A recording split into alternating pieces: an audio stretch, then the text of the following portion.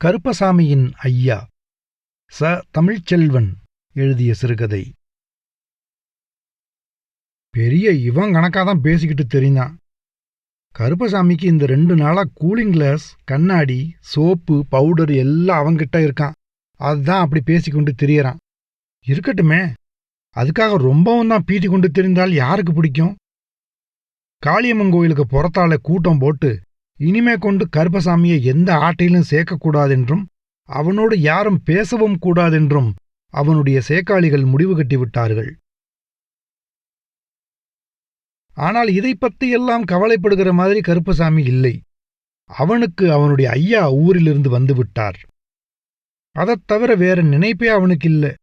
அவன் பிறந்து 1 வருஷத்துல இந்த ஊரை விட்டு போன ஐயா 7 வருஷம் கழிச்சு இப்பதான் ஊருக்கு திரும்பியிருக்கிறார்.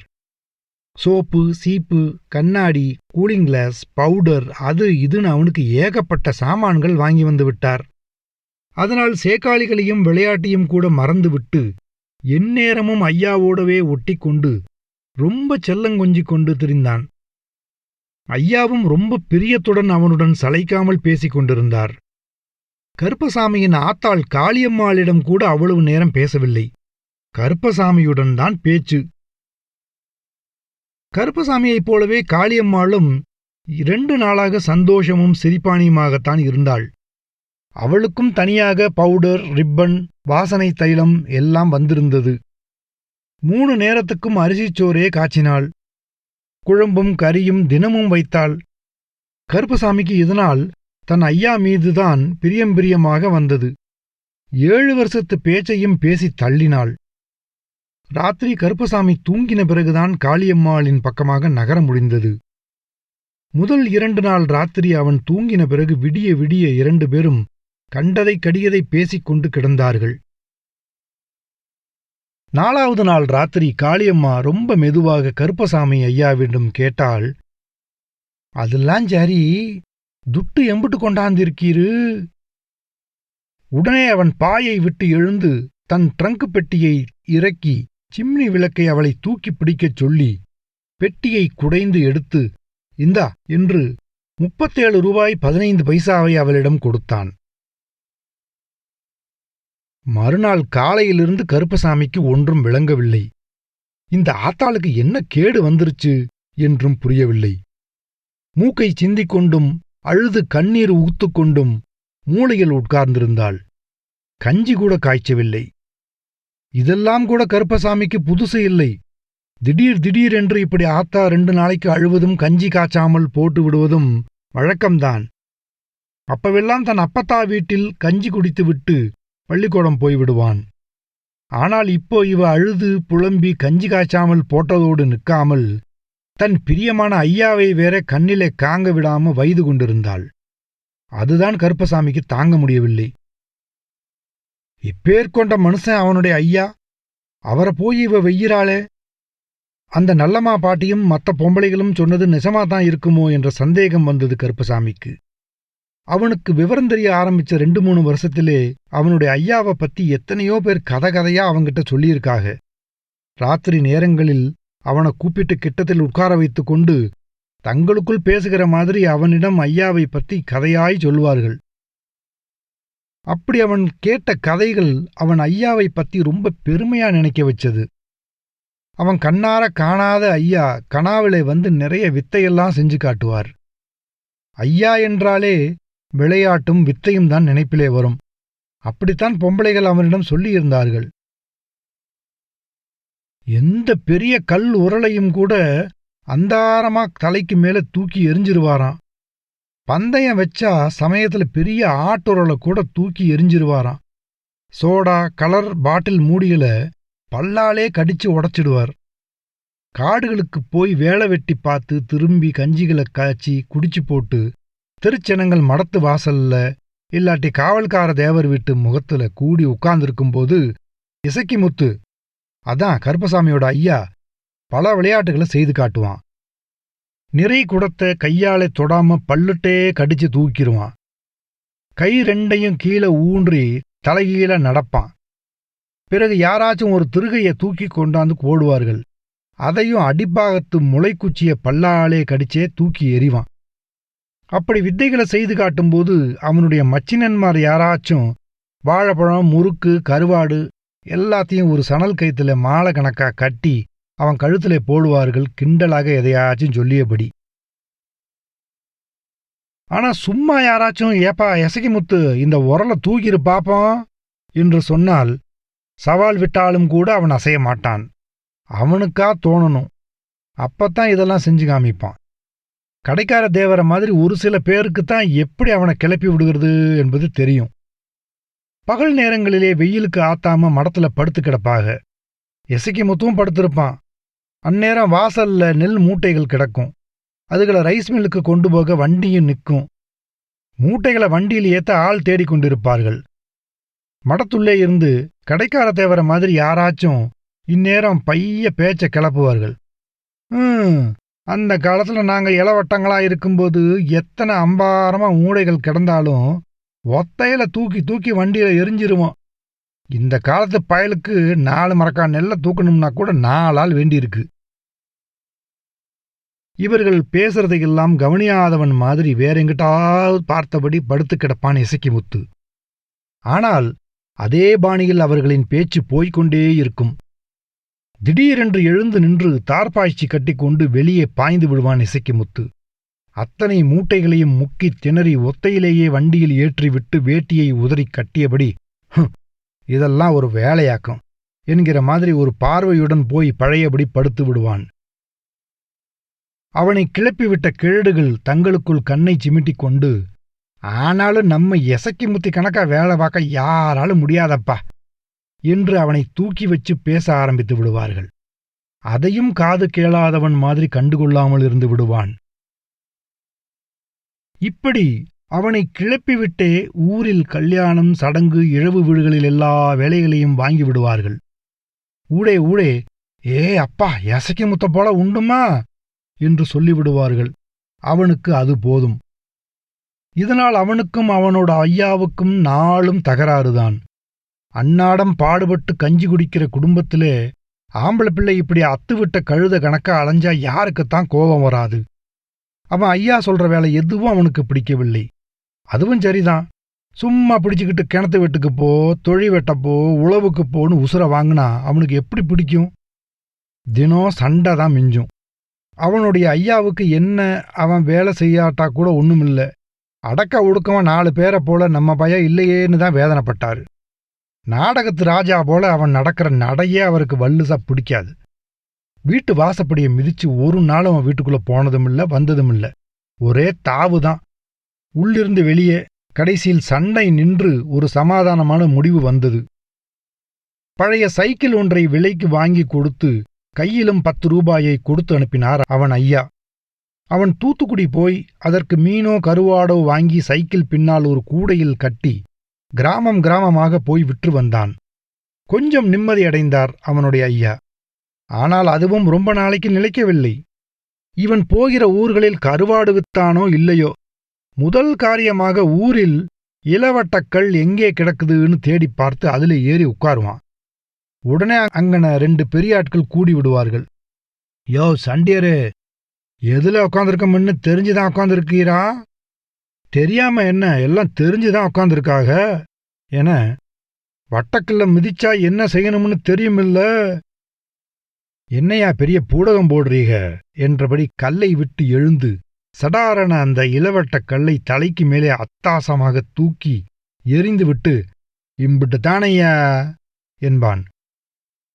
எல்லாரும் அசந்து போவார்கள். ஆள் எம்பிட்டுக்கானு நரம்பு கணக்கா இருந்துகிட்டு தூக்கி போட்டானே என்பார்கள். பிறகு பிரியத்துடன் அவனிடம் சில பேர் கருவாடு வாங்குவார்கள். கேட்ட விலைக்கு கொடுத்து விடுவான். துட்டு இல்லை என்றாலும் பார்க்க பாவமாயிருந்தால் அதுக்கென்ன சும்மா கொண்டு போங்க என்று கொடுத்து விடுவான். இப்படி சுத்துப்பட்டி பூராவிலும் அவன் பேர் பரவியது. பழையபடி வீட்டில் நித்தமும் சண்டை நடந்தது. சரி, இந்த வைத்தியமெல்லாம் சரிப்பட்டு வராது என்று அவனுடைய ஐயா 4 பெரிய ஆட்களிடம் கலந்து பேசி காட்டிலிருந்து காளியம்மாளை கொண்டு வந்து அவனுக்கு கட்டி வைத்து அவளிடம், நீதான் பயல வசத்துக்கு கொண்டு வரணும் என்று சொல்லி தனியாக ஒரு வீட்டையும் பார்த்து கொடுத்து, இனி உங்க பாடு என்று கையை கழுவிவிட்டார்.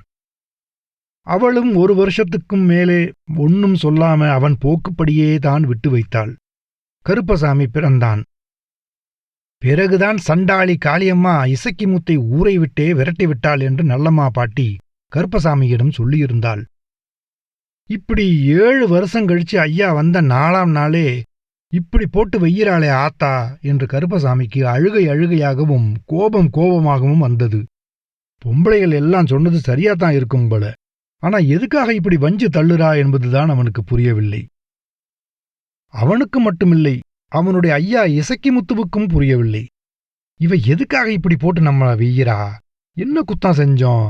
அவளோட வெறுத்த மூஞ்சிய பார்க்கவும் வசவுகளை கேட்கவும் கல்யாணமான முதல் வருஷத்திலேதான் இப்பவும் இருக்கிற மாதிரி இருந்தது. முந்தியும் இப்படித்தான் வைதாள். ஆம்பளைன்னா கஷ்டப்பட்டு 4 காசு சம்பாதிக்க துப்பு இருக்கணும். இப்படி மேல் வலிக்காம அலைஞ்சா வீடு எப்படி நடக்கும்? தினசரி வசவுதான். அவளுடைய கடுகடுத்த வெறுப்பான முகத்தை பார்க்க சக்தி இல்லாமல் தான் ஊரை விட்டே ஓடிப்போனான். ஓடிப்போனாலும் அவள் ஆசைப்பட்டபடி இந்த 7 வருஷமும் ராவ் பகலாய் மேல் வலிக்க கஷ்டப்பட்டுத்தான் உழைத்தான். மதுரை, திண்டுக்கல், சேலம், கரூர் என்று பல ஊர்களில் ஓட்டல்களில் மாவரைத்தான், தண்ணீர் சுமந்தான், மூடை சுமந்தான். மாவரைத்தும் கிணற்றில் தண்ணீர் இறைத்தும் கையெல்லாம் காய்ச்சி போயிருந்தது. அதைக்கூட அவளிடம் காட்டினான். இங்கரு, நீ சொன்னபடி கஷ்டப்பட்டுத்தானே இத்தனை வருஷம் வேலை பார்த்தேன், பிறகு எதுக்கு வெய்யிற என்று பரிதாபமாக கேட்டான். பேசாதே என்று அவன் மேல் வள் என்று விழுந்தாள். உடனே எதை நினைத்தோ ஏங்கி ஏங்கி அழவும் ஆரம்பித்தாள். அவள் முன்னைப் போல அவனை வைய மட்டும் செய்தால் அவன் பழையபடி ஓடிவிடலாம். இப்போது பாவமாக இருந்தது. அழவேற செய்கிறாளே. ஆனா அழுகையையும் மீறி அவன் மேல் வெறுப்பை கக்கினாள். வாயை துறக்கவே விடமாட்டேங்காளே. இந்த 7 வருஷமும் பல ஊர்களில் தான் கஷ்டப்பட்டதும் மஞ்சக்காமாலையும் டைபாய்டு காய்ச்சலும் வந்து அனாதையாய் அவதிப்பட்டதும் கூட அவனுக்கு துன்பமாயில்லை.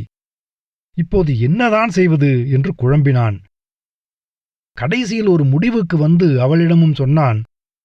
இப்படியும் நீ என்ன சொல்றாயோ அது கணக்காகவே செய்கிறேன். பொழுதன்னைக்கு என்னை வெய்யாத காளி. இனிமேயும் நீ வஞ்சைன்னா கிணத்துல விழுந்து செத்தே போவேன். நிசத்துக்கு அவன் அது ஒன்றுதான் வழி என்று நினைத்தான். இந்த 7 வருஷமும் ஒவ்வொரு முறையும் அவன் ஊருக்கு திரும்ப நினைத்த போதெல்லாம் அவளுடைய கோபமான கடுகடுத்த முகமும் சிடுசிடுத்த பேச்சும் தான் நினைவில் வந்து கிளம்ப விடாமல் தடுத்தது. இப்பவும் அதே தொடர்ந்தால் கிணத்திலே விழுவதைத் தவிர வேறு வழியே கிடையாது. அவன் இதைச் சொன்ன பிறகும் ஒரு நாள் பூரா அவ அழுது கொண்டுதான் இருந்தாள். அவன் வீட்டுக்குள் வர முடியாதவனாக வெளியவே உட்கார்ந்து எந்த கிணற்றில் விழுகலாம் என யோசித்து ஊரிலேயே ஆழமான நம்மையா நாயக்கார் தோட்டத்து கிணற்றிலேதான் விழணும் என்று தீர்மானித்துக் கொண்டிருந்தான். ஐயாவின் நிலையை காணச் சகியாத கருப்பசாமி அப்பத்தா வீட்டிலே அழுதுகிட்டு இருந்தான். மறுநாள் சாயந்தரம் திடீரென்று அவள் அழுகையை நிப்பாட்டினாள். ஒரு முடிவுக்கு வந்து இசக்கிமுத்தை கிட்டத்தில் வரச் சொன்னாள். சின்ன பிள்ளைகளிடம் கொஞ்சலாக பேசுகிற மாதிரி அவனுடைய முகத்தை அன்போடு கைகளால் பிடித்துக்கொண்டு, நான் சொல்றபடியெல்லாம் கேப்பீரா என்று கேட்டாள். இவ்வளவு கனிவாக அவள் கேட்டதும் இசக்கிமுத்துக்கு முசு முசென்று இறைத்துக் கொண்டு அழுகையே வந்துவிட்டது. நீ என்ன சொன்னாலும் கேப்ப என்று உடைந்த குரலில் உறுதியாகச் சொல்ல அவள் தலையில் அடித்து சத்தியம் பண்ணினான். கருப்பசாமிக்கு ஏக கொண்டாட்டமாக போச்சு. அவன் ஐயாவும் ஆத்தாவும் ராசியா போனது மட்டுமில்லை, அவங்க வீட்டிலேயே இட்லி கடையும் ஆரம்பிச்சிட்டாக. முதல்ல இட்லியும் காப்பியும் மட்டும் போட்டாக. பிறகு வடையும் மொச்சையும் சேர்ந்துக்கிருச்சு. வடைகளையும் மொச்சையையும் ஒரு கடகப்பெட்டியில வச்சு தூக்கிக்கிட்டு காளியம்மா நஞ்சங்காடு புஞ்சக்காடெல்லாம் அலைந்தாள். காடு கரையில வேலை செய்கிற ஜனங்களுக்கு துட்டுக்கும் பருத்திக்கும் தானியத்துக்குமா தினசரி வித்துட்டு வந்தா. தயார் பண்ற வேலையும் வீட்டில் வாரத கவனிக்கிற வேலையும் இசக்கிமுத்துவுக்கு. படிச்சு கிழிச்சது போதும்னு கருப்புசாமியை கைவேலைக்கு கடையிலேயே இருத்துக்கிட்டாக. அவனுக்கு ஏக கொண்டாட்டம். பள்ளிக்கூடம் போகாம ஐயா வடை சுடுறதை பார்த்துக்கிட்டு இருக்கிறதுல அவனுக்கு ரொம்ப சந்தோஷம். அவங்க ஐயா எல்லாரையும் போல வட்டமா வடை சுட மாட்டான். சதுரமாகவும் உருளையாகவும் நீளமாகவும் ஏரோப்ளேன் மாதிரியும் பல சைஸுகளில் மாவை உருட்டி போட்டு விடுவான். பார்க்க பார்க்க வேடிக்கையா இருக்கும். இந்த வடைகளை பார்த்து காடு கரையெல்லாம் ஜனங்கள் சிரிச்சு உருண்டார்கள். விற்க போகிற காளியம்மாளுக்கு மானக்கேடா இருந்தது. ஒரு நாள் வந்து விரட்டுன்னு அவனை விரட்டினாள். சரி இனிமே இப்படி செய்ய மாட்டேன்னு சொல்லி பிறகு ஒழுங்கா வட்டமா வடை சுட்டான். அவன் காப்பி ஆத்துறதே ஒரு தினுசா இருக்கும். இந்த கையில இருந்து உயர தூக்கி எறிந்து மறு கையில் இருக்கும் கப்பில் ஒத்த பொட்டு கூட சிந்தாமல் பிடித்து விடுவான். அதை வேடிக்கை பார்க்கறதுக்குன்னே சிறுசும் பெருசுமா ஒரு கூட்டம் தினசரி வந்தது. பிறகு அதுக்காக ஒரு நாள் அவனை போட்டு விரட்டினா காளியம்மா. சரி இனிமே செய்ய மாட்டேன்னு சொல்லி பிறகு ஒழுங்கா ஆத்தினான். அதே மாதிரி துட்டு இல்லாம வந்து நிக்கிற கஷ்டப்பட்டதுகளுக்கு இட்லி வடைகளை அவன் சும்மா தூக்கி கொடுக்கறத கண்டுபிடிச்சு அதுக்காக ஒரு நாள் வசவு உரிச்சிட்டா காளியம்மா. சரி இனிமே இப்படி செய்யலேன்னு சத்தியம் பண்ணினான். ஆத்தா வந்து விரட்டுறதும் ஐயா சரி மண்டைய ஆட்டுறதும் கருப்பசாமிக்கு விளையாட்டா இருந்தாலும் பாதகத்தி பாடா படுத்துறாளேன்னு நல்லம்மா பாட்டி சொல்ற மாதிரி தானும் நினைச்சுக்கிருவான். காளியம்மா சுடுசொல் ஏதும் சொல்லிடக்கூடாதேன்னு பயந்து இசக்கி முத்து மங்குன்னு பகல வேலை பார்த்தான். வியாபாரமும் மோசமில்லாம நடந்தது. அவளும் அதிகமா ஒன்னும் அவனை வெய்யவில்லை. அதுக்கு பிறகு அவங்களுக்கு 2 பொம்பளை பிள்ளைகளும் ஒரு பையனும் பிறந்தது. அதனால் இசக்கி முத்துக்கு இடுப்புடைய வேலை இருந்துச்சு. வேற எதை பத்தி நினைக்க நேரமே இல்லை. தன் சேட்டைகளையும் கிறுக்குத்தனங்களையும் விட்டு இத்தனை வருஷத்துக்கு பிறகாச்சும் பாய ஒரு வசத்துக்கு வந்தானே என்று இசக்கி முத்துவின் ஐயாவும் தான் பட்ட துயரமெல்லாம் போய் தான் ஆசைப்பட்டபடிக்கே 4 பேரைப் போல் தன் புருஷனும் ஏதோ சம்பாத்தியம் பண்ணுகிறானே என்று காளியம்மாவும் ஆசுவாசப்பட்டு கொண்டார்கள். ஆனாலும் திடீர் என்று சமயங்களில் கடைக்கு சாப்பிட வருகிறவர்களிடம், தாங்கள் என்ன அருந்துகிறீர்கள்? தாகசாந்திக்கு காப்பி தரட்டுமா என்று அவன் கூத்துக்காரர்களைப் போல பேசுவதையும், ஆளில்லாத சமயங்களில் ஒரு வடையை தூக்கிப் போட்டு கருப்பசாமியுடன் பந்து விளையாட்டு விளையாடுவதையும் போல சில சின்ன விஷயங்களை மட்டும் சாகிற வரைக்கும் காளியம்மாவால் திருத்தவே முடியவில்லை.